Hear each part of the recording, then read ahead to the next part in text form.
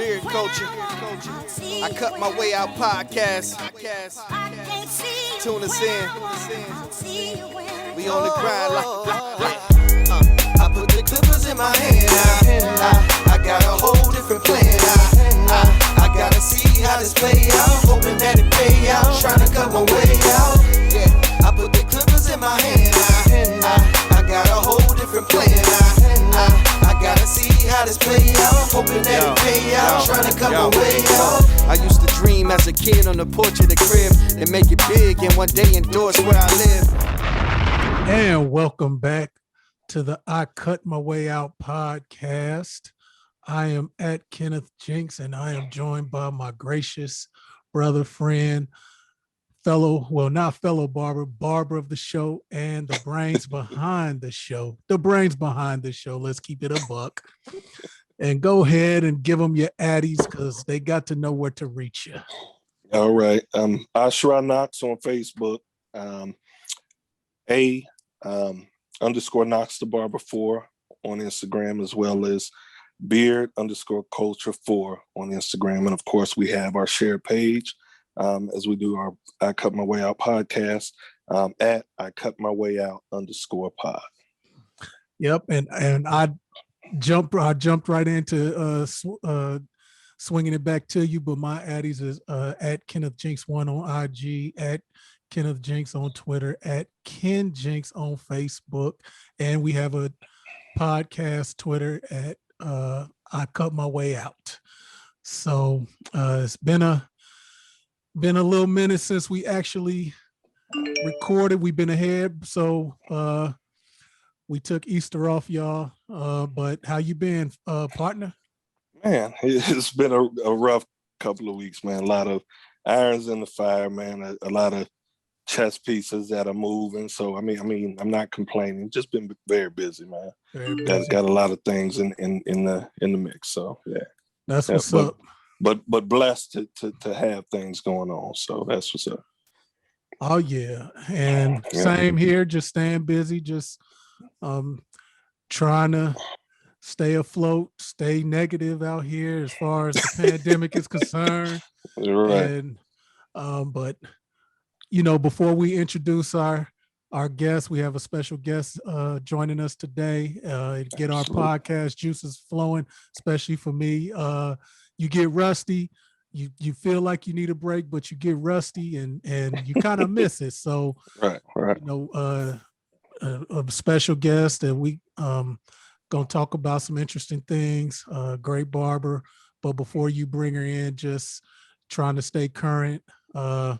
RIP DMX. You know, we mid 40s, yes, you know, and so we kind of grew up on X and grew up with X, and you know, with the music, his the way he just carried himself, he wore his heart on his sleeve. So it happened, you know, a lot of rumors, a lot of Twitter RIPs happened on Thursday, and you know, so when TMZ, I just say if it don't come from TMZ, I don't believe it. So when they confirmed it, people seeing it, like, where did it do to you? Man, it hit me in my chest. RIP. Big hip hop fan, man. He was one of my favorites, man. Just not only his music, but just who he was. And you know, many of us are conflicted and you know, went through traumatic experiences, man, and he was able to share it with us, motivate, inspire. You know, just feel gone too soon, man. Like so many. Yeah, it was. Yeah, that hit me in my chest. It did. Yeah. Well. We have a guest like I've said. Let's go ahead and give the fire intro and bring our guest in and. You know, if we want to continue this, you know, we can continue the DMX talk before we get into it. So take it away. Okay. All right. Hello, everyone. Today we have another special guest. I'm very excited. We've been communicating for the last few weeks. Been checking our work out and extremely excited. So this barber is from Milwaukee. She cuts at the Big Picture Barbershop in Milwaukee, Wisconsin. She's an image pro. She's a platform artist. She is also one of 7 barbers that cut in the NBA bubble. So that was making history in and of itself. But to add on top of that, she was the only female barber that was there. So that says a lot. Again, I just checked out her work. You guys check out her work. You will be extremely impressed. She's second to none in the industry. She gets down. She's well known. She does her thing.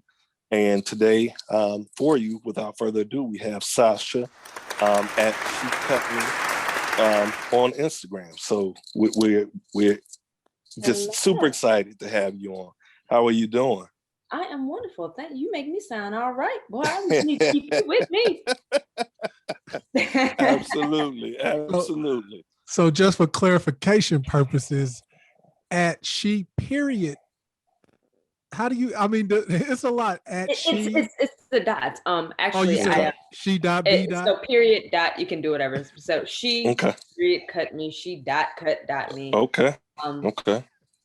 However you say it, I right. Find me. You'll see me. I just wanted to right. I just wanted to go doubt. find you. No He doubt. said go check you out. So you'll see. And that was, as I read it over, I said, and I'm assuming that seems very intentional. Like, I'm gonna let y'all know, y'all might question what females do with these clippers. I'm gonna let y'all know, she cut you. This is what I do. This is how I get down.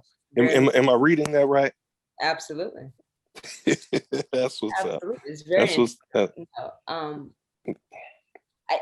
wanted you to know she did it. And it's right, and no I doubt. specifically chose she because I'm usually the only female in the room. Okay. So when you come in, who cut you? She did. No doubt. She did. hey. And she did it because right. We'll get into that later, but y'all know how absolutely. Yes. Absolutely. So as we get to rolling, we're gonna go right in. So Sasha, can you tell us and the listeners a little bit about yourself, where you're from, and just a little bit about your background, just as a person, before we dive into the barber? Sure. I was born here in Milwaukee. Okay. I did not grow up here. Milwaukee is my birthplace for sure. But my hometown is Jacksonville, Florida. Okay. I'm speaking to people now, so I've cleaned it up. But when I get going, you'll hear the twang come out a little more. Right. But Jacksonville is definitely where my heart is. Milwaukee is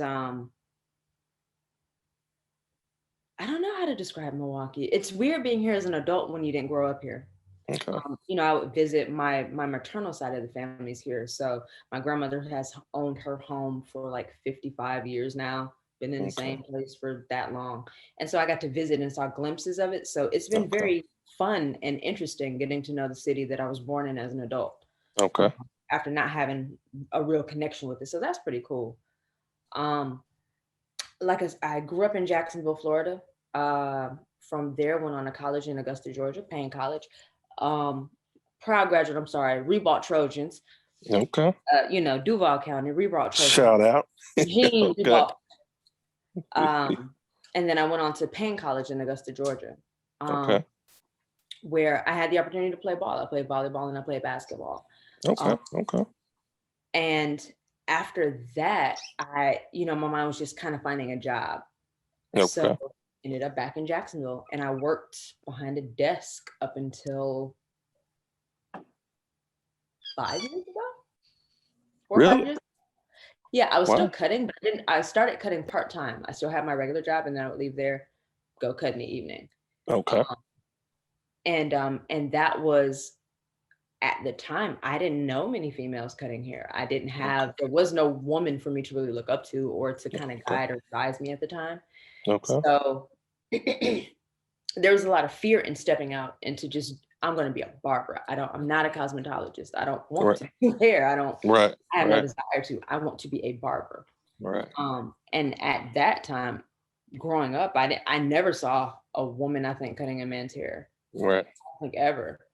I'm an 80s baby. So I'm with you. I grew up on X as well. I grew up on, just the whole hip hop scene. And so Right. I didn't see that. So yeah, about 5 years ago, I took a leap of faith and said, this is how I know this can sustain me. Wow. I don't want to work for anybody else anymore. I know as a woman, this is one of the only ways for me to make 100 pennies on my dollar, especially as a woman. Color on top of the woman part, we'll do that later. Right. This is the only way for me to really earn my worth. And so here we are, 5 years ago. Wow. That's what's up. It's crazy for me because I'm not going to go into it, but my story is very similar. Did the same thing, played ball, turned around, went to college. I had children early, but the same thing. Was in an administrative capacity and was cutting part-time and just was tired. And like you said, started to understand my self-worth. It took a while before I truly understood my self-worth, because so many times us as African Americans, we are taught that we go to college, we get a degree, and we go work for somebody. That's our way to success. That's it. And just took a very long time. So that's interesting. So how did you end up back in? So did you? So you started cutting hair in Jacksonville. Mm-hmm. Okay. So how did you end up back in Milwaukee after all those years? The beauty of what we do is we can do it anywhere. Absolutely. That is beautiful. And someone that my aunt and uncle were both dying. And they had a very key part in my life of growing up. They had a very key part in who I am as a person. And I needed that time with them.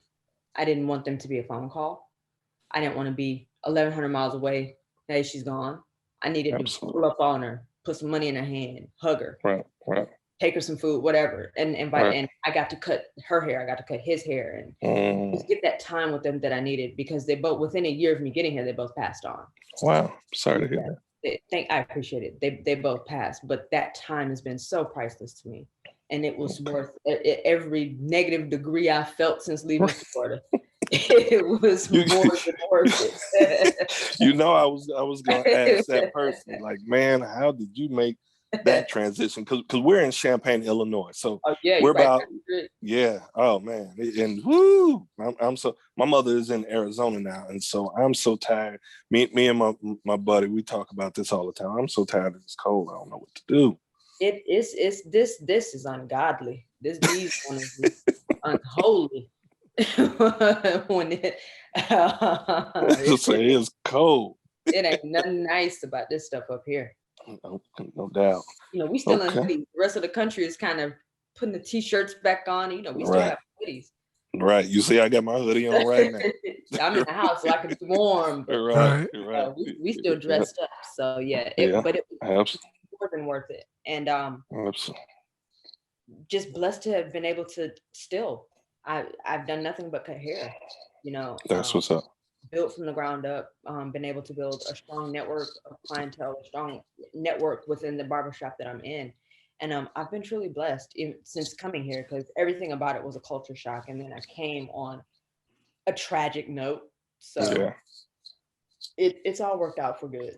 That's what's up. What's up. Okay. So before I go into my next question, just leading off what you just said.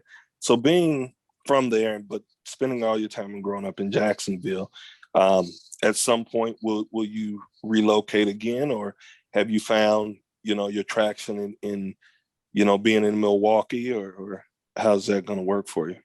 I'm probably going to live in two places. Okay. My grandmother has done it most of my life. She's a retired registered nurse. Okay. And she's been running from winters up here for the last 25 years. I'm going to follow her wisdom.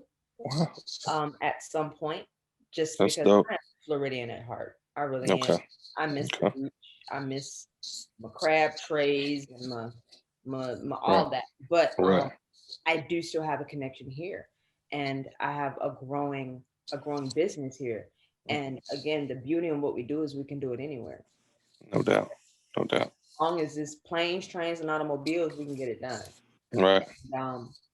So yeah, that's probably, and that's kind of fits with who I am anyway. I get bored easily, so I don't like sitting still. That's dope.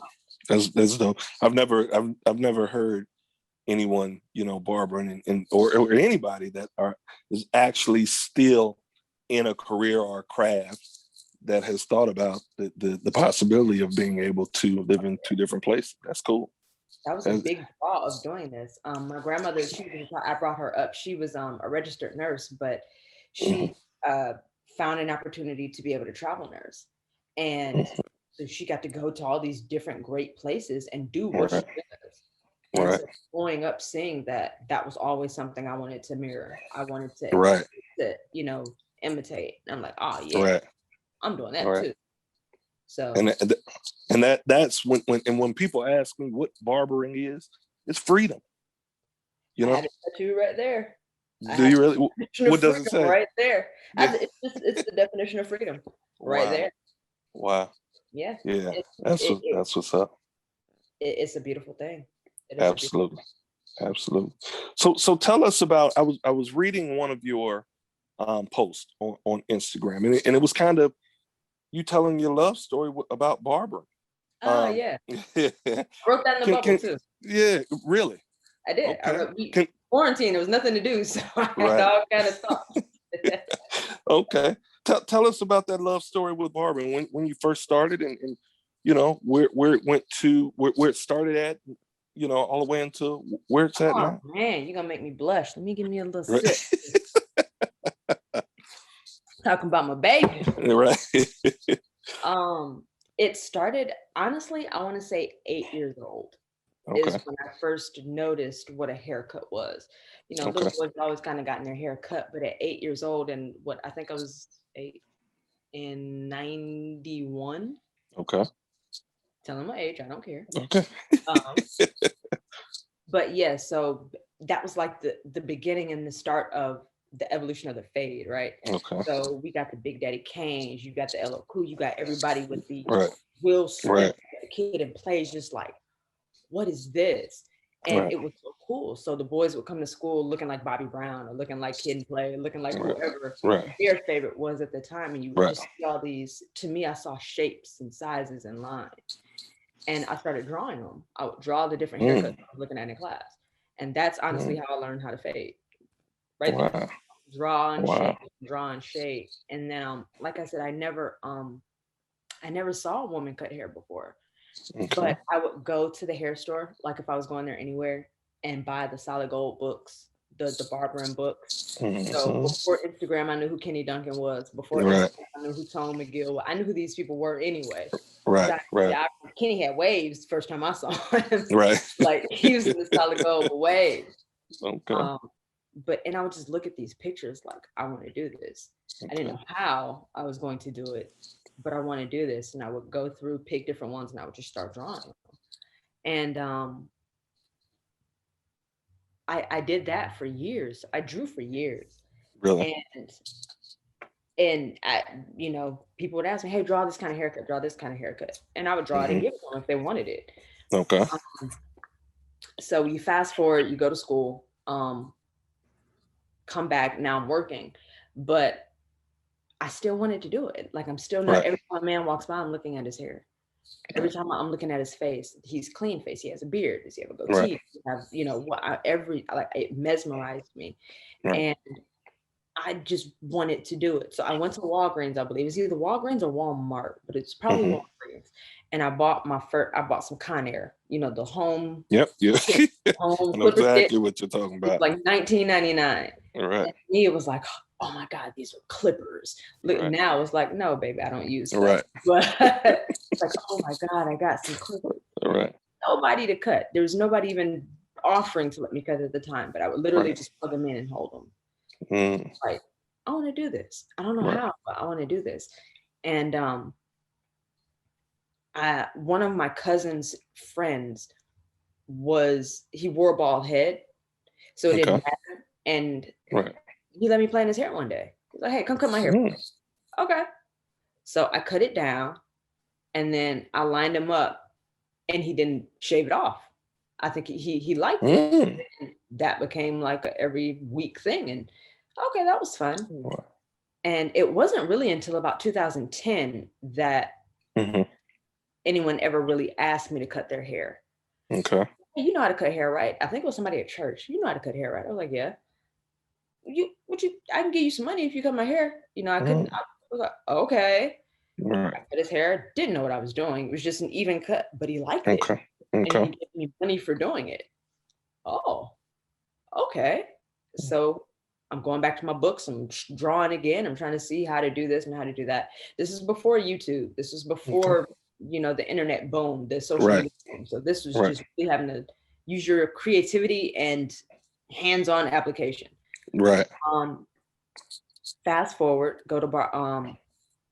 I'm in a job that pays. It's okay, but I hate it. Okay. I'm a desk worker.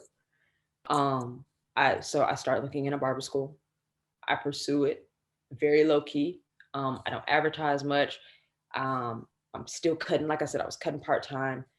And it wasn't until I think I had been cutting in the neighborhood I've been cutting, and mind you, I'm in Florida, so I'm cutting in garages, I'm cutting on back porches, in the heat, in the kitchen. Right. It doesn't matter. But if you were gonna let me cut your hair, I'll do it. Right. It doesn't matter. $10, $5, I don't care. I'll come Right. to you and I'll do it if you'll let me do it. So fast forward to about 2010. Mm-hmm. I had like a little clientele. Okay. I wasn't in a shop yet. It was just kind of house cuts, but in the neighborhood, I was cutting all the kids. I was cutting some of their parents, and people were giving me money to do these, what I thought were hack-up jobs, but they liked it. Okay. And okay, I'm going to do this. So it's 2021 now. So yeah, by about 2014, I was in my first shop. And that's when I knew I wasn't going back. That's when I decided, when I leave my desk, I'm not going back. So it was a wrap. That was it.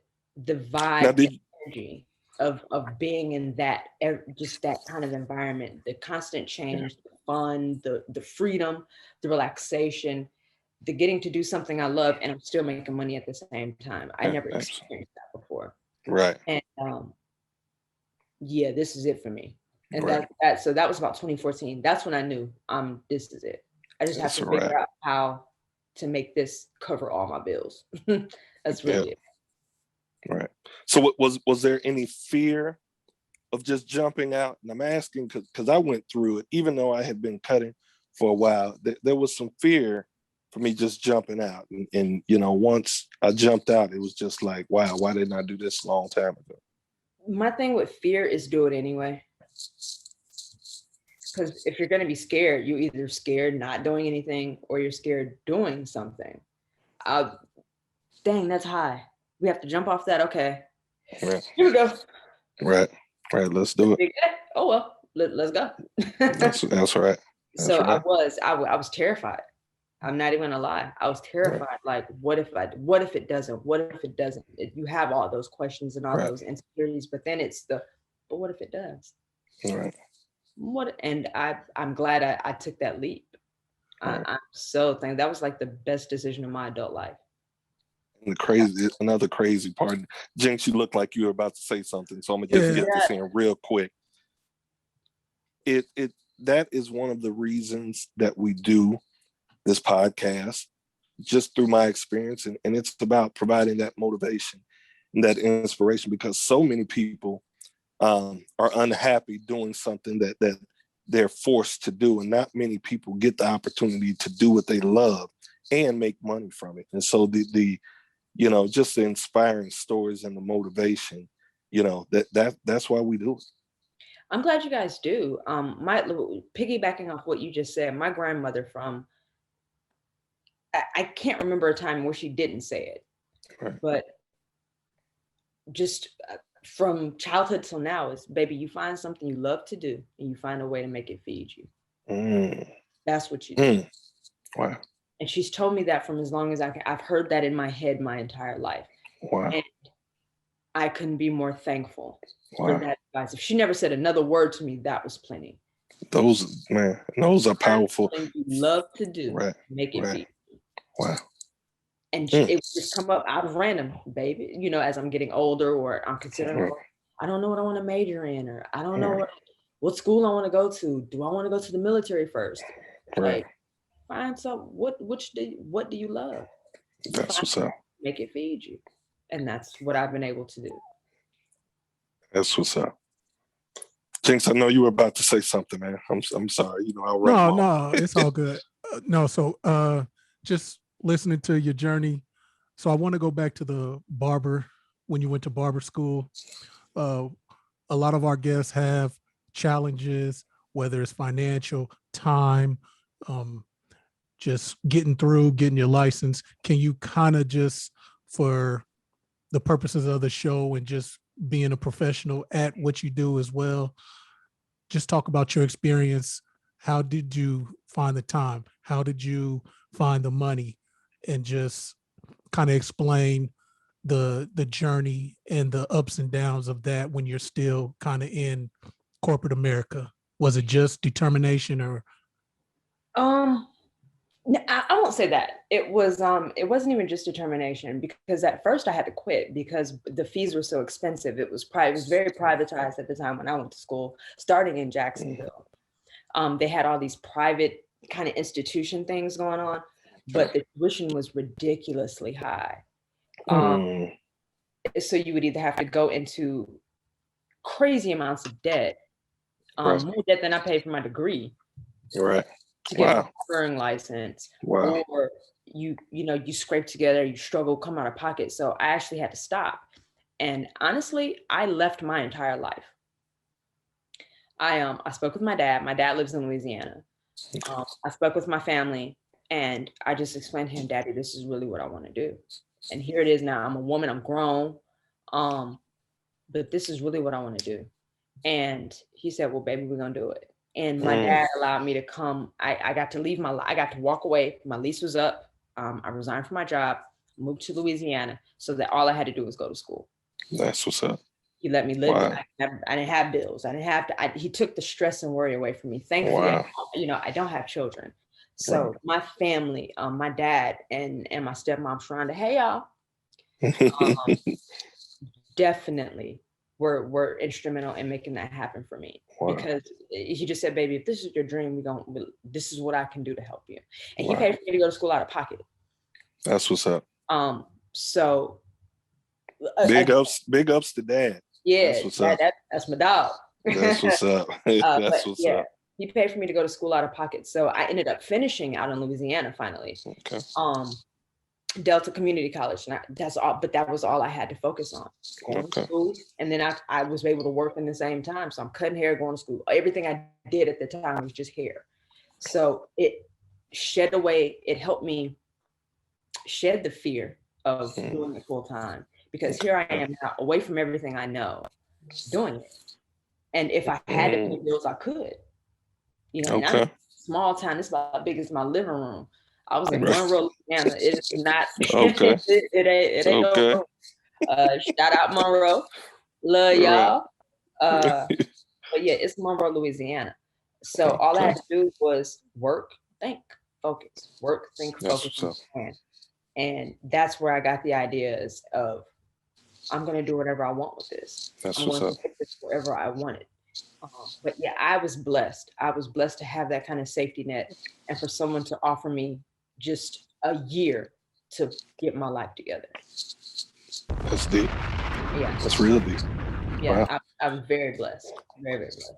So it sounds like, I don't want to speculate, you could go ahead and stunt. You were probably a great student in barber school, huh? I guess. Finished early. It was I kind of, it was cool to see what I already knew in technical terms. So it was just, I knew what I was doing, but I didn't have the information to go with it and to support it.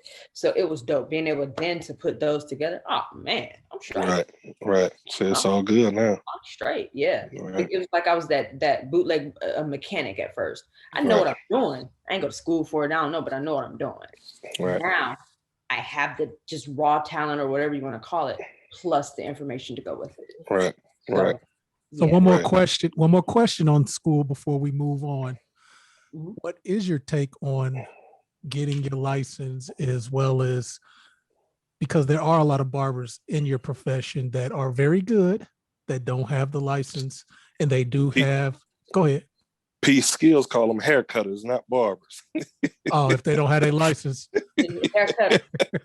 Right. So what is your take on just license in the industry? I know, just like you say, your journey, what you went through to get it.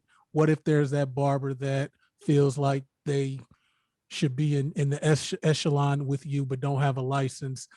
What is your view just on license in your industry? I'm an honest person, so I'm going to be real. I don't think that is what makes you a barber. I don't think that just having a license, because I know a lot of people who with licenses, they're not very good at their profession. It works in reverse. So I don't think that that's what makes you a barber. And I think that we have to remember that life happens for all of us. Life happens. We don't all have the same journey, and that don't let, your circumstance or your abilities give you this entitlement or this sense of judgment when looking at someone else when your circumstances aren't the same. Not having a license doesn't mean that you're lazy, doesn't mean that you're incompetent. It may mean that you have a family that you have to feed, and you can't trade feeding them to go take a year off of your life to go get your stuff together. You don't have that luxury. So my thoughts are, do what you got to do. Do what you got to do. Do what's best for you. Do what's best for your career, and do all that you can. Do your best. That's one of the principles I believe in. That's one of the. It's one of the 4 agreements. That book changed my life. But it's always do your best. And if your best is, I can't do that, but I'm good. I have a good clientele. I'm feeding my family. I'm cutting well. I'm doing what I want to do for a living. Then I understand. Personally, I understand. Right. Some countries, some states don't require you to have a license. Some do. Right. It boils down to revenue, taxable income, knowing who's making what or who's supposed to be getting what. So once you really look at things for what they are, you kind of take the judgment away. You take your cynicism or whatever your thoughts are about someone who may not have their license but feel like they're great. They probably are great. It doesn't take away from what they know. Right. Malcolm X was not college educated. Brilliant. Right. Fred Hampton was not trained to be a community organizer. Right. Just a true gift. So with that, and it's interesting because you've actually made me look at it a little bit from a different perspective, right?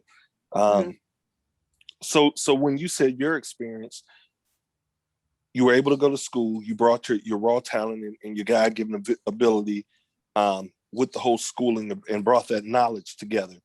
Do you feel like that's important, that educational piece for continued growth in the industry? I think it's beneficial. Okay. I won't say important. Okay. Beneficial. It is beneficial. Okay. It definitely can open more doors for you because some people may require that for job opportunities. But I don't think that it boils down or has anything to do with who you are as a person, a professional, or whatever. There are doctors with licenses that shouldn't have them. True story. Now I'm gonna ask one more question and about this, and not trying to put you on the spot because I don't know if you own the shop or if you're cutting in the shop, but if you had an opportunity to hire someone that was great and very skilled but didn't have the license, is that something that you would potentially entertain? Yeah. Okay. Would. Because again, I'm not going to, where I can help you, I will. Okay. If you're coming to me without that, but you have this gift is able to pay for you to live. This is what you know to do. Like a welder's gonna weld, a plumber's gonna plumb. Like this is what I know to do. I'm not gonna, you gotta go. I'm not gonna kick you. I'm not gonna do that. Okay. Come on. We'll figure it out along the way. Come on. Come get you some money. That's what's up. Come on, make your money. We'll figure it out along the way. That's what's up. You've given me a whole different spin on my outlook. Like seriously. Wow, nice. Good. Seriously. Yeah. Life happens. Life happens. And Right.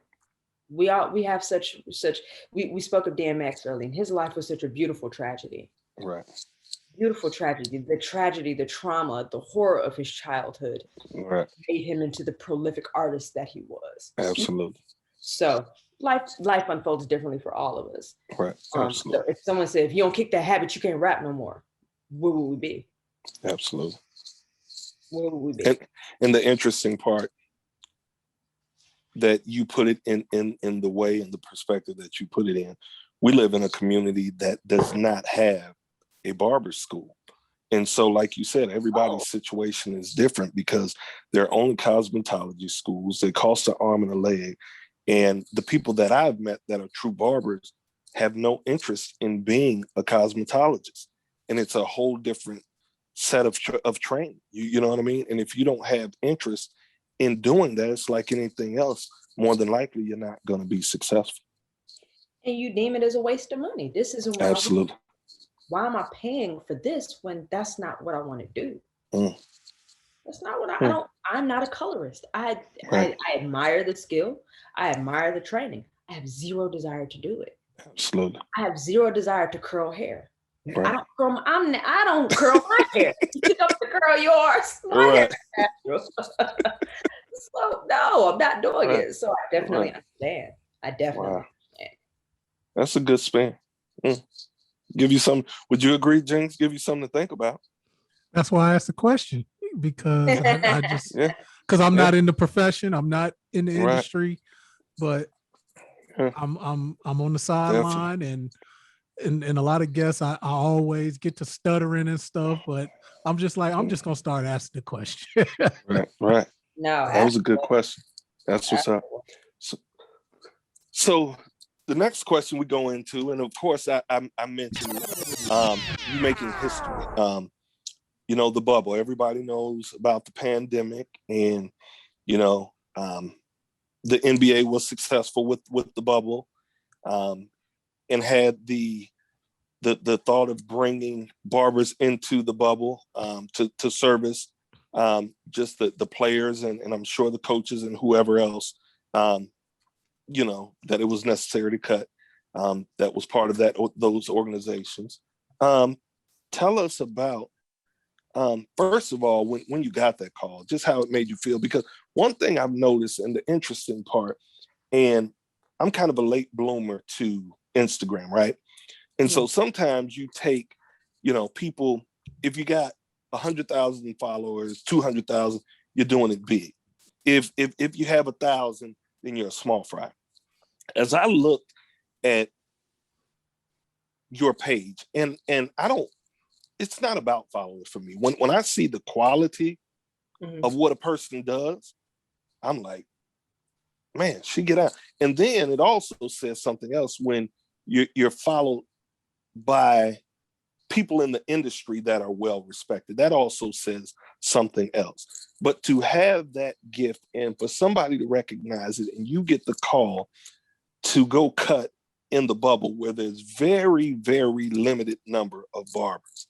How did you feel when you got that call? And just explain to us, you know, kind of how that worked out, your day to day, you know, because I sat and, you know, it was interesting because my wheels were spinning when that started, and I wanted to do a podcast. I said I would love to have a barber on to just kind of talk about how that works. This was in my mind, but like I said, never knowing until I read later that you had actually done it after I had already reached out to you. Right. So that was dope. Yeah. So we're both basketball heads as well. I'm a barber, but I hooped, I coached. My buddy here is a ball head as well. So tell us about that. I had a Fred Sanford moment. I ain't gonna lie. Oh, wait a minute. What did you just say to me? Right. So the first call I think I got, it was a call. The first call I got, I think, was either a Monday or a Tuesday. Okay. And shout out my boy Mo. Shout out Miami Barber. Okay. He called me and said, you know, hey, blah, blah, blah, the way we try. So, if you get a call Thursday to drop everything and come down here to the bubble, can you come? very explicit language came from my lips. Right. That meant yes. Right. The general response was yes. Right. I got a call on August 5th. And I want to say that was a Thursday from Will Rondo. Shout out my dog. That's my dog. What up, Will? Okay. That is the older brother of Rajon Rondo. Okay. The Clippers point guard. Right. No doubt. He and at that moment he said, girl, you know, your work, your reputation, your things have spoken for yourself. How would you like to come display down here? Nigga, what? Right. I drive now. Right. So I got the call on a Thursday, and by Saturday I was in Orlando. Wow. And it was surreal. It was honestly, I'm not even gonna play cool. It was surreal until I left. It didn't hit me until I got back 6.5 weeks later that I was just in the NBA bubble. Oh, you can cuss. Man. You can cuss. Yeah. Don't tell me that. Right. Right. Yeah, you can cuss. We do our thing on here, right? But I said, what the hell? Me? Oh, wow. Sasha? No. Wow. And you know, you speak of the followers and all that. We could all have a whole bunch of followers if we paid for them. That's what I've been trying to tell you. We could all have a bunch if we paid for them. I'm not wasting that kind of money. I have $1 for everyone. Match me. Remember we was having that conversation? I got $1. We did, and you know, he's a tech guy and all that. So, you know, he's explaining these things to me, like I said, because I went full throttle barbering about 2 years ago. So I didn't post, I didn't do any of that because I worked in the school system. So I'm like, I can't bite off more than I can chew. You know what I mean? And it's a job itself. Absolutely. So then when I jumped out there, you know, and full time, then, you know, so I started, you know, just navigating. And he says it all the time, man. A lot of these people have these followers because they're paying for them. Absolutely. Okay. No, that's been a thing. And I don't buy friends. I didn't play no doubt. Nothing against people who did. I got to pay you to do this. Why? Right. No, girl, I'm straight. Say right. I'm gonna do me. So you know, I'm definitely a free spirit. I don't mind my own company at all. So I'm not gonna do anything for the sake of just doing it, or just I don't need you to say that I'm somebody because I got 10,000 followers. Right. I care about that. Right. But like I said, I have $1 for everyone that follows me and everybody I follow. No doubt. That's all I care about. That's what's up. I care about. I think that means more. It means life. It means a whole lot more. That means more to my life than these imaginary people that I don't know. Yeah. And it speaks volumes to me because I'm like, okay, not only is she cold, she has the respect of the industry, obviously, but she don't win cut at the bubble. so it says something, you know, it throws the whole followers, that whole theory and the myth behind it throws it out the window. You know what I mean? Yeah. It really does to me. And I hate that younger barbers and younger people, because, you know, I was grown when I got in the industry. Right. When I say grown, it's mean, babe, I got bills, I got a job, I have responsibilities and things. And I'm cognitively developed enough to know what I'm doing. Right. A lot of people are still developing. You know, your frontal lobe isn't developed until your 20s.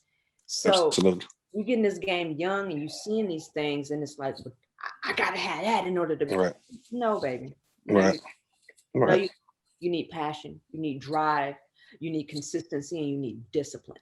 Keep them in check, and your pockets will outnumber any followers you get. I promise you. And that's what's gonna pay for those flights. That's what's gonna pay for those hotels. That's what's gonna pay for this life.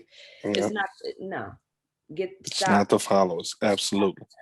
Stop that. I know that it's pushed this day and age. Get followers up, get your views, get you this, that, and the other. Right. You are right. Get your skills, get your reps up. Fall in love with what you're doing. Everything. That's the key. That's the key. Doors will open. That's what's up. Yeah. Those some heavy jewels. Yeah. Love what you're doing. Don't worry about that stuff. Especially anybody young that don't worry about that stuff. No doubt. Do you? If you believe you're great in what you're doing, be great in what you're doing. Absolutely. And Absolutely. I've been blessed to have been mentored by some great people like DL Master Barber, definitely one of my mentors. Todd, iCut Pro, definitely one of my mentors. Okay. Yeah, he is so cold. JD, Right. Barbers Inc. TV, J Dillard. That's my dog. Yeah, that's my guy too. That's my dog. That is we've had him on as well. Nice. That's my dog. He was actually one of the first people I called to tell I was in the bubble. I said he really? Came out from that. Yeah, no, I called him from there. Like, yeah. Okay. Yep. Yeah, we talk about once a month or so. Yeah. That's my boy. Okay. Yeah. So yeah, it's quality. And I care more about that than I do anything. Absolutely. The quality of my followers mean if it means anything is like, oh well, that's what I care about. Because these are the people I looked up to. These are the people who I wanted to be like. So for them to look at me and have respect, have whatever they have for me, that means the world. Then you're doing something. 203,000 pounds. Congratulations. Right. How much money does that run you? Right. How much you paying for that? Because no doubt. Right. Right. So hold on. Go ahead. Go. This is the I Cut My Way Out podcast. Everywhere where you can listen to podcasts, most notably Spotify, Apple Podcasts, YouTube, Pandora, iTunes, iHeart. We are joined by Sasha at She Cut Me. No, we can't. We got to get back to the bubble. So start from the top. Okay, yeah. So yeah, because we're about 45 in. So please let's get back to the bubble. So I'm curious, what was a normal one? So once you got there, right? You got there. So did you have to go through the same protocols as the players, like the testing, all those type of things? Like just take us through that. Well, first, when you first get there was 7 days straight quarantine. Okay. And that was pretty much isolation. That was pretty much the hardest part because you're just in a room by yourself. Can't go anywhere. You can't do anything. They bring your food. They knock on the door, let you know it's out there. And you're just in a room. And so that I think was torture because it was beautiful. You hear birds out there, but you can't go play. You peeking and seeing. Right. But you go through the testing protocol, and kudos to the NBA for that. It seemed like a lot. I know it seemed tedious and everything when you're in it, but it seemingly worked. Right. So big ups to the NBA for that. But you go through the testing, you get tested every day, temperatures and stuff like that. You're checked every day. They were very clean. There are things to sanitize everywhere, like there are wipes, there's hand sanitizer everywhere, there are masks everywhere. So they're very strict about that. All the protocols were in place. Okay. So it worked. So a typical day is, your work, I guess what your schedule is going to be. On the shop. And where I was in the shop for the media and media support staff and referees. So the TV personalities, the referees, the support staff, those guys, I was cutting those guys. That's what's up. So I knew my schedule, have fun with them, talk, it's barbershop. So you talking trash, watching games and everything. Go eat, go back to your room. There wasn't much to do. They did they tried with the recreation, we could go fishing, we could ride bikes and stuff like that.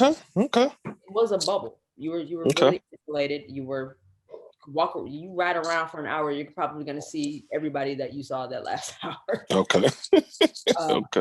So it was a bubble, but for the purpose of keeping, this thing contained and everything, I think they did a great job. So were you? No, go ahead. Go ahead, John. Okay, yeah. That I got to start asking my particular questions. So, did you sign an NDA? So can you really talk about? I can talk about some. We can't name drop or like anything like that. Okay, all right. So okay, so Can't name drop. So Oh boy. go ahead. I gotta form some more questions since you can't name drop. Look, he was Hey, excited. we about to be immediate Right. takeout in this So, the shade room. right. Right. So were you Shut me straight down. you're a fool. So were you privy to like games, and could you attend Yeah. games and Yeah. things of that nature? And that was dope. I got some stuff on my phone nobody else on the planet will ever have. So That's what's up. That's what's up. It was so cool, honestly, being there. I don't know if you guys remember that game, that Dallas game where Luka hit the shot. Luka hit that shot. I have that in my phone, start to finish. Okay. So being able to watch, and just to feel their energy with no fans present. Right. Like they're focused. Right. But it was like being in college again. Like they were focused. So how was that like? Because at first I said I'm not even gonna watch it. I'm still like put an asterisk on the ring and all that. But the production on TV kind of made it seem like it was live in there. Like, was it live? They did a wonderful job. Phenomenal job. Like no cap, no lie, no nothing. They did a phenomenal job with bringing energy and some form of life into a lifeless facility. They really did. With the people, the fans being able to watch on the screen, the way that they had all the camera, the lights, the sounds, like they had live sounds playing throughout the game. So you kept the feel as realistic as possible. Right. And then I'm cutting some of the people doing the lighting and doing the sound and doing the sound. Like, oh man, 2 tons of this or whatever they're doing to make it happen. Right. So I got to see what they did, and then I got to hear the people who did it talk about all the work that went into doing it. Like it was a major production. That's what's up. Okay. It was a lot of work that went. My fault, fam. This my moment. There was a lot. No, you good. So there was word. So I wouldn't put an asterisk on there because I think that you got phenomenal basketball. You had a bunch of people that were just in this nucleus of a place that all they cared about was basketball. Right. You have the most premium athletes in this country, in this instance, right here in this one bubble. All they're thinking about is winning. Right. Like for Murray to drop that 50, I don't know how many times, like they have nothing to do but play ball. Right. So you got to see some of the best out of them. Right. Because the distractions were fewer. Personally.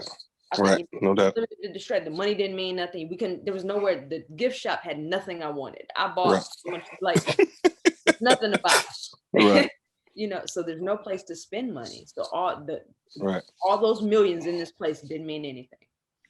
And I felt it went back to its origin. When you grow up and you playing ball, it's about the competition. All the lights and the fans, that comes after the fact. But what draws you to it and the love is just the competing. Dang. So when you get out there and I started to feel like it was at its most authentic point that I've seen the NBA. Because now it's just, man, we lacing up and we putting on our hard hats and we going at it. I hadn't seen that kind of passion in the league in a long time. I like, everybody watches playoffs for the most part, but it's lackluster to me. It got kind of lackluster regular season. Right. Like, all right. So-and-so first in this game, they not gonna play. They're not. It was. Yeah.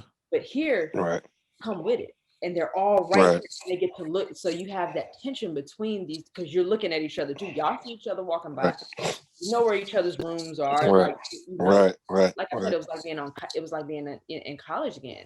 Wow. And I felt like it was some phenomenal basketball because of the tension and the whatever. Right. There's nothing else to do but play ball. Right. So I get after. Asterisk away, Jinx. This is good. And ball playing going on. Some hooping. Right. Okay. Get back to the love because there's nothing else to do.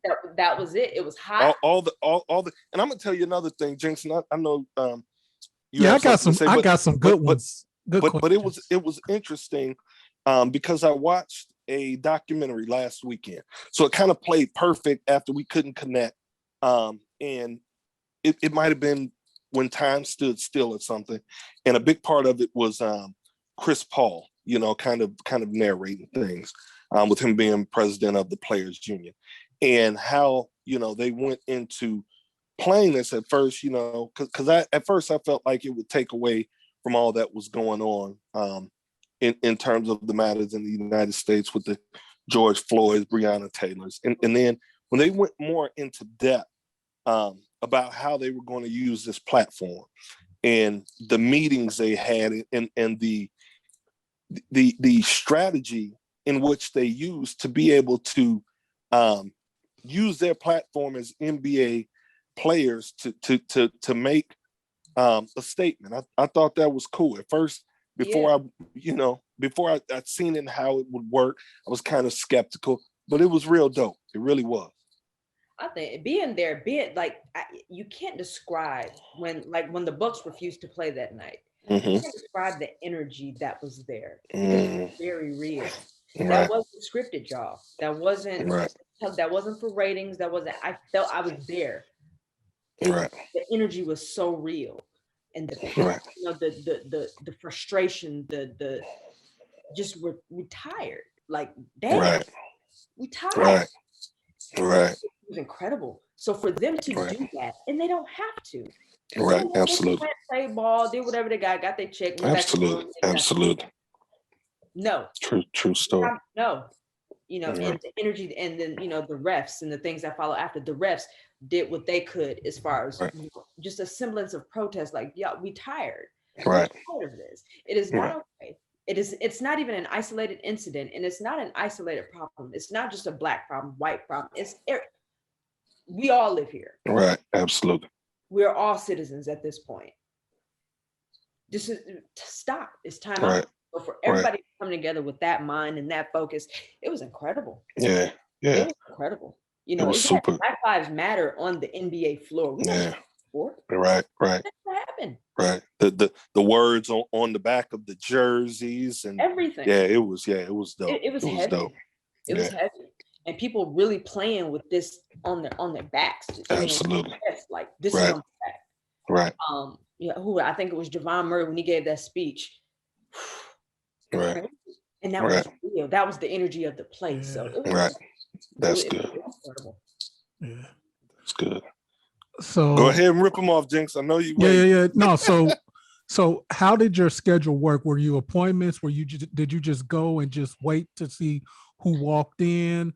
No, they took care of all of the appointments. Global Concierge, which is the company that actually managed the barbers. Again, shout out Will Rondo. They all I had to do was show up when I had appointments. Hey, this is your schedule for the day. Okay. And that was it. So I didn't have to do, all I had to do was be there. My appointments would roll in and everything just was kind of taken care of for us. They treated us very well.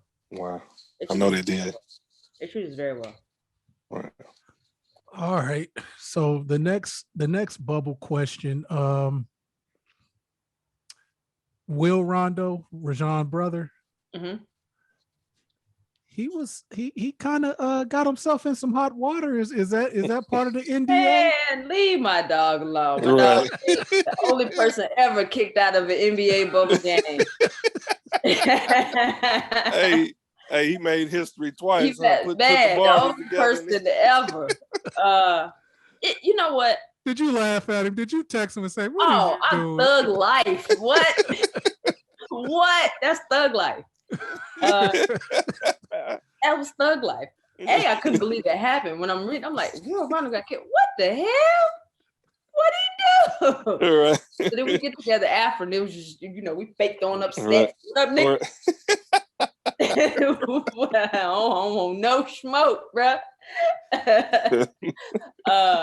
But yeah, that was funny. That was it. Was honestly, it was because Westbrook talked so much trash to fans. Right. He was pissed, and he just took it out on Will that night, and Will just had to give Will that. But Westbrook, so he damn near fight people every game. Right. So he didn't even do anything that bad, but it was enough to piss him off enough that, all right, man, you distracting the players, you gotta go. Right. He just ran into the right one. Yeah, that's it. But yeah, that's life. Was he able to stay and work, or did they? Yeah, no, he didn't leave. He just couldn't go to the game. Yeah, he couldn't go to the game. Okay. So the barbers. So there were barbers that cut the players' hair. Were you all able to interact with all the barbers, or okay? No, we got together. We had dinner. We no, it wasn't separate like that. Okay. We went to dinner, took team pictures as a group, all in our uniforms and everything. I was up in the shop all the time, either going to get supplies or just up there talking shit. That's dope. So Man, that's dope. yeah, I got to interact with the players, interact with coach. I met some phenomenal people. So yeah, no, it wasn't like that. It wasn't you stay here, you stay there, and we don't met. No, it wasn't that at all. Okay, yeah.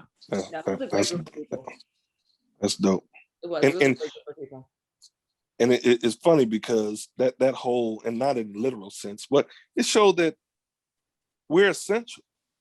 Like everybody, you gotta come, right, no doubt, you gotta come and see us.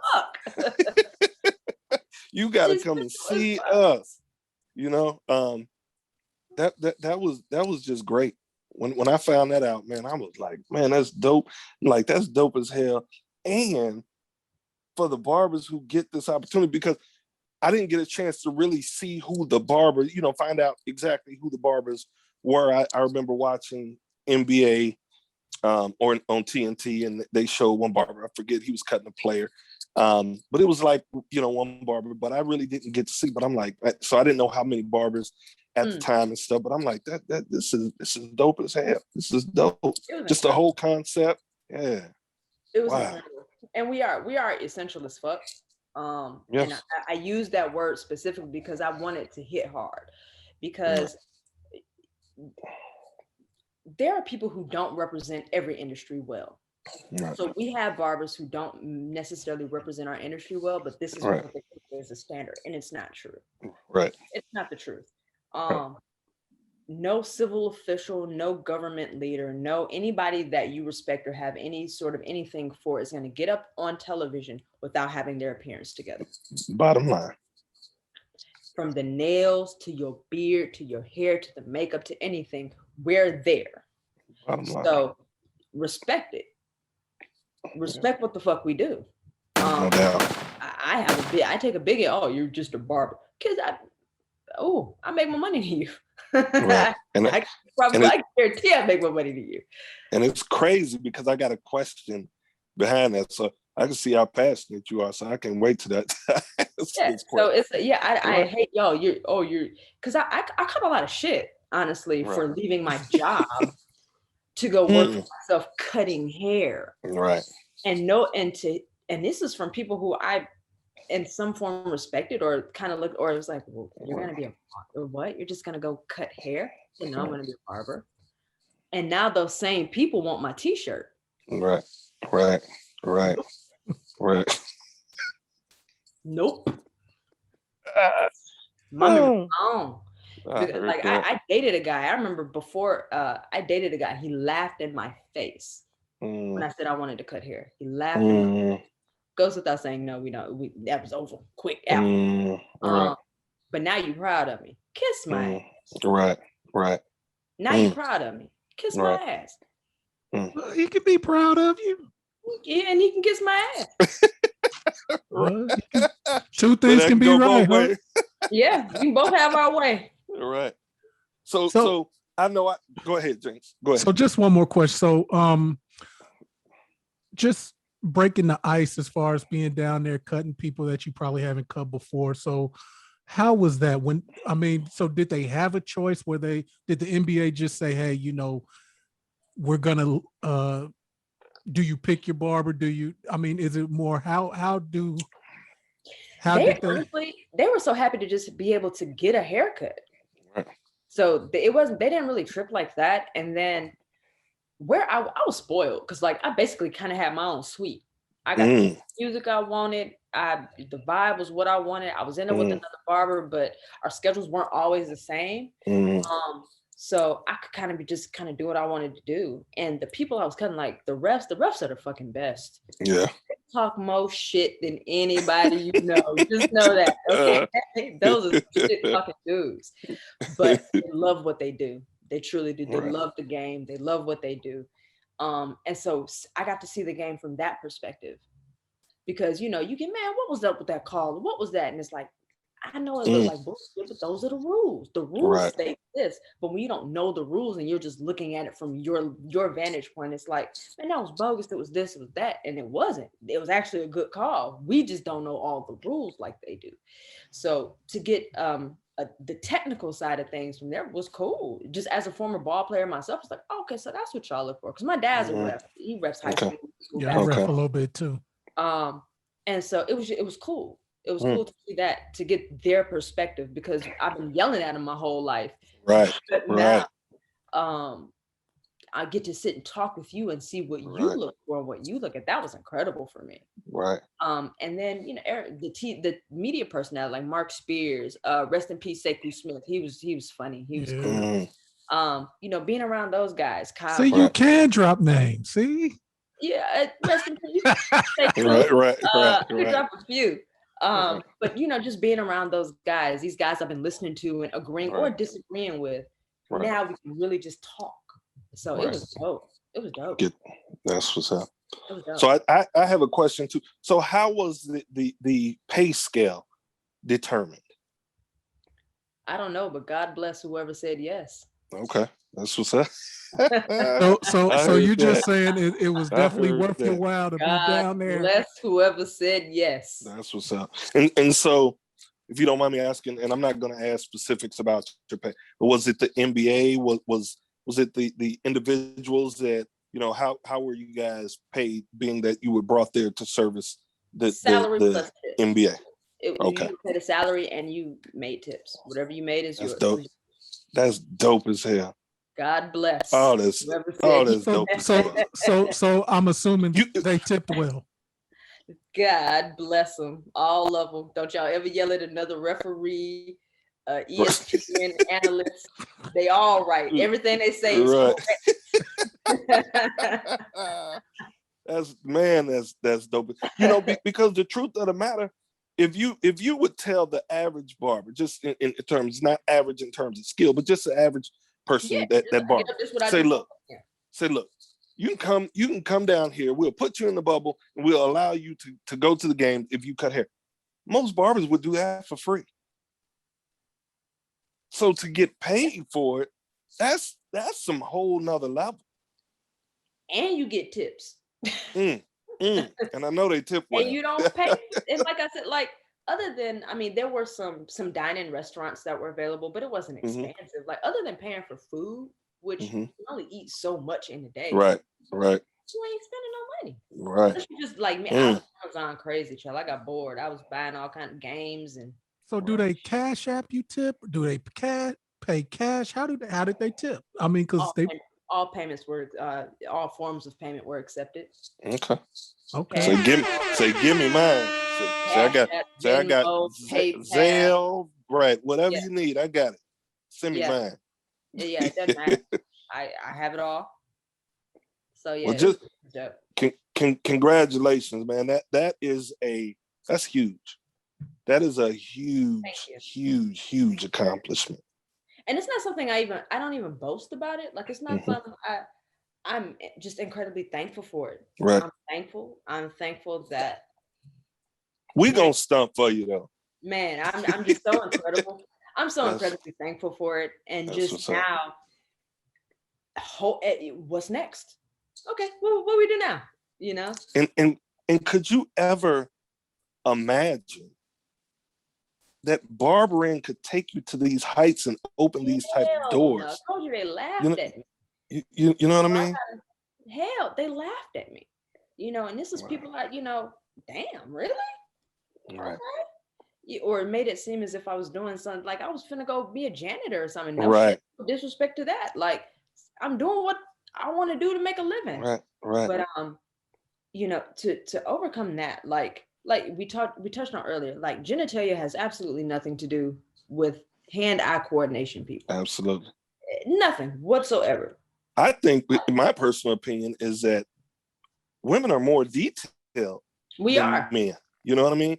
So when you really think about there being great barbers that happen to be female, that's not surprising to me. You don't see it as much, and you're starting to see it more. But you guys, as in just a general statement. Detail is hell. Like my wife, if she's sitting down, she's watching me cut her hair. If she and early on, if she's seen something that I didn't see, she was gonna let me know. Yeah. Like very detailed. And that's such a weapon for us. Yeah.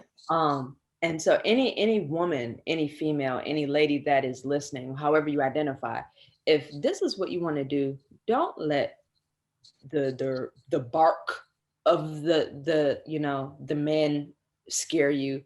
Don't let the uncertainty of whatever you may be dealing with, don't let that scare you. Absolutely. If this is what you want to do, go do it. That's what's up. People talk about it's a male dominant. Well, this is a male dominated world. It has been since the institution of anything.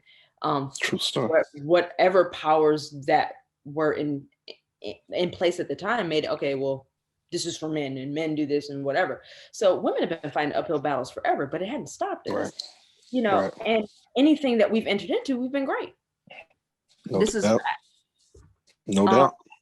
So don't we live in a male dominated society, and if that doesn't keep you from going to pump your gas, buy your groceries, pay your bills, do whatever else, it shouldn't keep you from doing something you want to do. No doubt. No, you're gonna face it. If I were an auto mechanic, I'm gonna face shit there. If you're Right. I just know I have to be the best in the room. Absolutely. And I like that. And that's motivation. I like it. So I like that. So to piggyback off of that, right? Because this was one of the questions. So what would you say to someone that would say, just in general, or to you or to any barber, that barbering is not a career? Okay.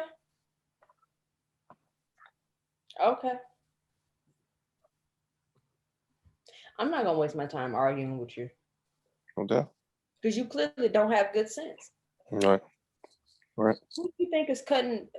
You clearly don't have that sense, because if all you look at it, you just cutting hair. No. What goes into when you get your hair cut? Think about that. Think about the relationship that you've developed with your barber. Absolutely. You're not the only one. And just the revenue that you've poured into that business in itself. Right. You're not the only one. So anybody who ain't a career, that's a hobby, that's this, that, and yeah. Well, you could say that an auto mechanic is a hobby. Right. Well, where would you be without them? Right. Walking. Right. Walking. And yeah. So that ain't no real job. Okay. And I'm gonna say okay from whatever vacation I'm on. Right. Okay. Because the industry is more lucrative than ever at this point, and people they don't understand the possibilities. Yeah, if anybody that would deem, if you're gonna fix your lips to say that, I can't. You're ignorant, and I'm not gonna argue. Right. So can I ask this? So for your services in Milwaukee, what do you charge for a haircut and a beard? 40.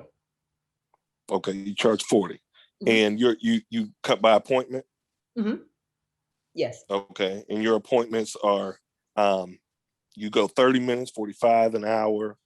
It depends. Regular cut, like say you want a brush length taper, ball fade, and a beard, something like that. That's gonna run you 40, and then it only takes me about 45 minutes so that I can take my time and be very, very precise. Right. I can get it done in 25 without a rush. I want to be able to, and that's why I set the price point there so that I can take my time. Right. Shampoo the hair, get it clean, get it washable. Absolutely. I can go ahead and get you together. Absolutely. And so about 40 minutes. Okay. And I asked that just for the listeners for a specific purpose. Like, you can't think of many careers that you can go make $45, $50 in an hour. And like you said, if you want to cut it down, if you want to do it in 25, that could be potentially $80 in an hour. Mm-hmm. Like, you set the bar. Nobody's telling you, okay, this is how much you're going to make and you can't go past this. So we'll give you 3% next year. No, you're not going to dictate for me. When you look at a barber's pay scale, I mean a full-time barber in the shop working, it's comparable to that of an attorney or a doctor per hour. if you Mm-hmm. want to get into billable hours or if you want to get into services, if you really want to do it. And that's not adding on facial services. Absolutely. That's adding on stuff. So people, again, I'm not gonna argue with you, baby. Okay. Absolutely. Believe what you want. Yeah, you believe what you want to believe. Right, But when they're right. telling you to hurry up and come back from lunch, I'm taking a nap or doing whatever, Right. walking my No dog doubt. or something. No doubt. I don't punch a clock to make what Right. a CPA makes. Right. Right. I No don't have doubt. to. I don't have That's a to. blessing. This industry is so beautiful and it's so incredible. You can do it however you want to do it. Right. However you want to work your chair, however you want to market yourself and what you want to, you can do it. Absolutely. Nobody's going to tell you no. Now it's on you to make it happen. Right. You got to get up off your butt. You got to get the work. You have to put the work in, but you don't have to be told all the taskmaster. This all that stuff goes out the window. Right.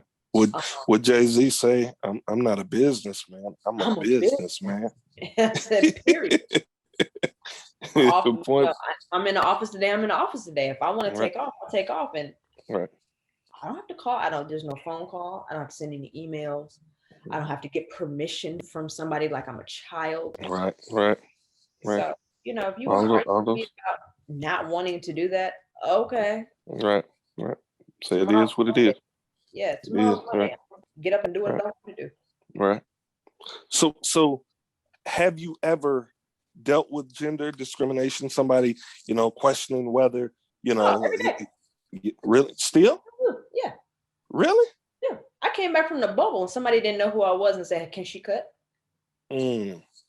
And I literally said, "Come here." Did you stun on it? Nope. I said, "Come here." I said, "This is the best." So what I did was, I'm lying. I did a little bit, but it was after. I didn't say anything. Okay. I said, "This is the best decision of your life. Come here." Mm-hmm. So I whipped open. I put the NBA cape on him because they gave us. I put the NBA off. I said, "It's the best decision of your life." And he asked me, but now when he asked for a card, I said, "Nope." Nope. But you can call the number for the shop and get it. Right. I had to be an asshole a little bit. Did he come? Did they come back? He's come. I see him every 2 weeks. That's what's up. That's what's up. Does it? The fact do y'all just laugh about that now? Oh yeah. Okay. But still to this day, like I happy. Yeah, you talking? You ain't think I knew what I was doing. Now you done heard about me when you cut your hair. I have to. Does it get frustrating sometimes? Does it get frustrating sometimes? Not anymore. Not anymore. Not anymore. When I was younger in it and a little more sensitive, yeah. Because you keep right. I was like, let me shut you up real quick. Right, I got you. Because you're going to want my card, and then I don't think I want to deal with you. Right. I can fuck with you then. Right. I got that choice. Right. Yeah. But well, shout out to homie to swallow his pride and call the shop and get your number. Right. Yeah, I see him every 2 weeks. So no, I get a That's kick out of it now, honestly. That's what's up. But yeah, when I was younger and yeah, y'all would piss me off. And but it just made me want now, You gonna go to work. Go crazy. Okay. And I'm having attitude when you're done. Look good, don't it? Right. So hey, so you've been barbering, for a little minute. You're doing your thing. You got a chance to cut in the bubble. You've made history. What are your long-term goals with the industry? I don't think I'll ever stop cutting hair completely. Okay. I love it. So is there, down the road and, products like I see you got the hoodie she cut me. Like, is there anything just outside of being behind the chair that, you're going to visit based on your success behind the chair? Yeah. Okay. Definitely. I'm in, I don't want to say talks. It's being the formulas being perfected, but I do have some products coming. Okay. That's what's up. Natural, all natural. That's what's up. So I do have that coming. Okay. I've been designing and playing with some apparel. Okay. I had that kickoff as well. Okay. And then just personally, like I said, I don't think I'll ever not cut hair. Okay. But I'm making pretty smart investments so that cutting hair doesn't have to sustain my life anymore. So I think that's the thing that barbers need to really focus on is we make a lot of money, but it's what we do with it that matters. And, invest now, tap in now with financial planning, tap in now with a financial advisor, know what to do with the money. Don't just make it and blow it and just give it back to people. Know what to do. So I'm working on that. We actually had an episode, a certified financial planner as well. We had an episode on it. Yep. That's what's up. Yeah. We need more of that. Because like I said, we make a shit ton of money, but we blow it on dumb shit. What do you do with it? Yep. You blow it on dumb shit. So no. So I am more so focused on setting up my retirement. And I don't know what age. I honestly, I don't think I'll have to work. Okay. In the next 20 some odd years, maybe no. Okay. But will I love what I do. That's what's up. It will bother me to not cut hair. That's what's up. In some capacity. But yeah, honestly, my thing is using the gift of this financial freedom and investing, make smart investments. I have no desire to have to work for my whole life. Never have. I've never wanted to work my whole life. Absolutely. So I'm just using the income that I'm making now to set up things that are going to pay me forever. That's what's good. Yeah, there's no point in not doing it, y'all. Wherever you can, in whatever capacity you can invest in your community and your whatever, start looking into it. Start looking at some passive income opportunities. When you're just making money, you ain't doing nothing. Right. And you have access to liquid capital. So I don't want to hear that. I can't. That's a lie. Right. Get yourself together and make your money work for you because it's too easy not to. That's what's up. It's too easy not to doing what we do, y'all. That's what's up. So for me, I always end with one last question, Jinx. I don't know if you have any questions. This has been a wonderful interview. Oh, thank you. You've dropped some I do have one, and I hate to interrupt. Who do you want me to talk about, Jinx? Dang. No, I actually was just going to ask, with you being a woman and cutting, like, what is your go-to shoe that when you're gonna put in a shit ton of hours at the shop in a day, what shoe was you showing up to the shop with? Anything Air Max, probably some 720s, honestly. Really? Okay. I like Air Maxes. They're light. I have narrow feet.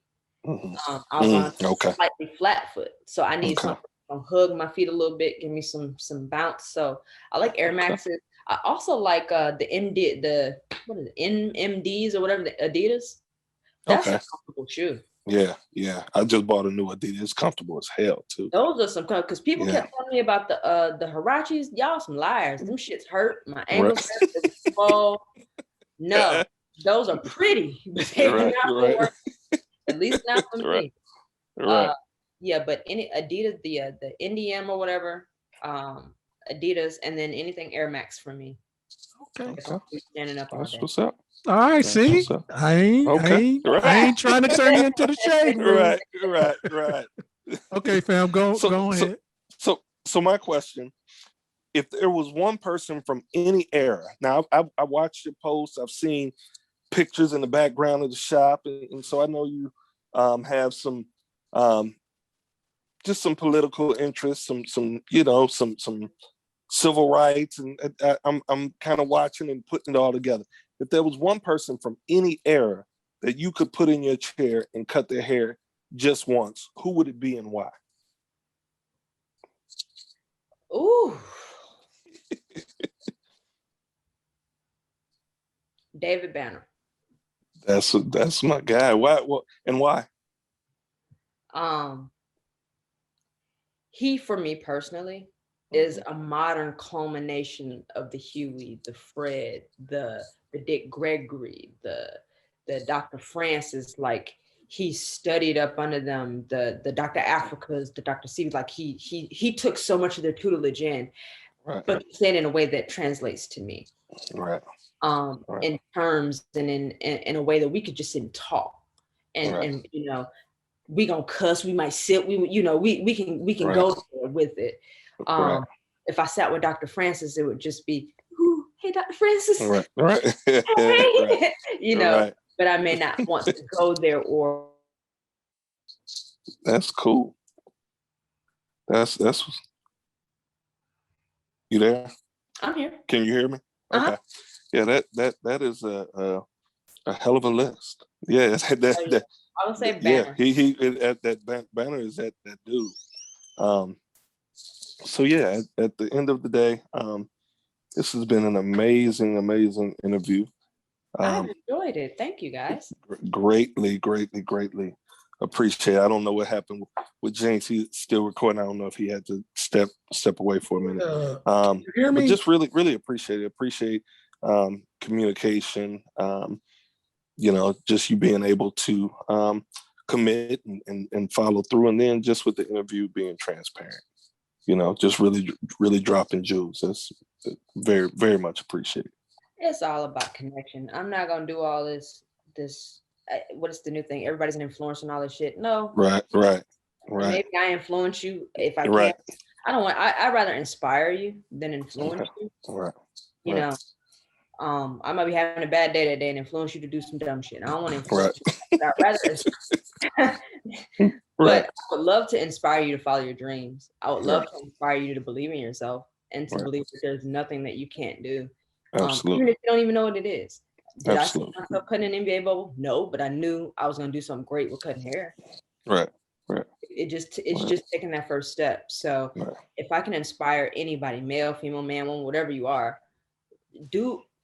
tell you like my grandmama told me, you find something you love to do and you find a way to make it feed you. Absolutely. And we can close it out there. That's a mouthful. That is a mouthful.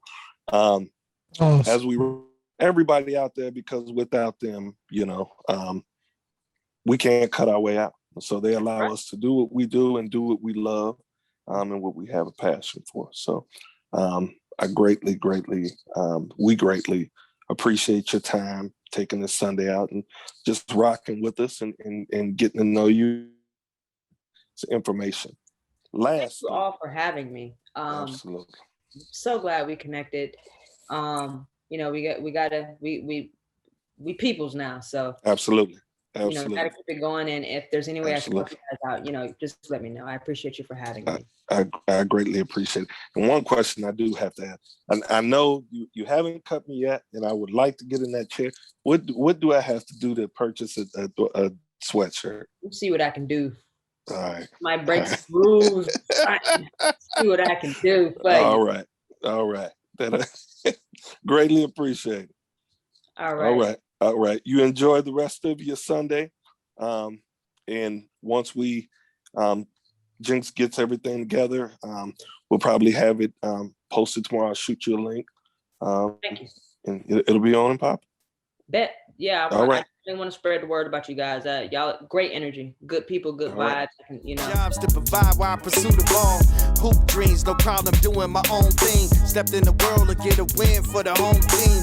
Lace the sneakers for the crowd in the bleachers. This might get away from the lesson life teaches, but 5'9" don't follow the league guideline. Heart of a champ, but I gotta tuck my pride now. Off to college for the knowledge, try my hand at math. But one call from back home really changed my path. My firstborn, now I got a mouth to feed. Told the Southeast I got a whole new route to lead. Young father, odd jobs, every day is real. Turn to the streets to try to eat or maybe pay a bill. Not proud of it, but I got it cooking good. But prison time on the mind wasn't looking good. I can't afford the price, so I tried the corporate life. Something wasn't sitting right. Every night I'm tossing light. They don't appreciate all my hard work. So I went ahead and jumped, let the Lord work. Beer culture 2020, yeah, we taking over. From the Clippers to the hoodies that be draping over. I put the Clippers in my hand. I got a whole different plan. I got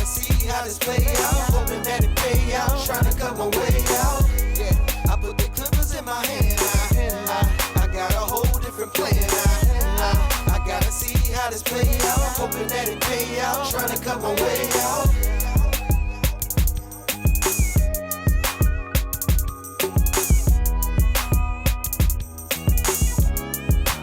Trying to cut my way out.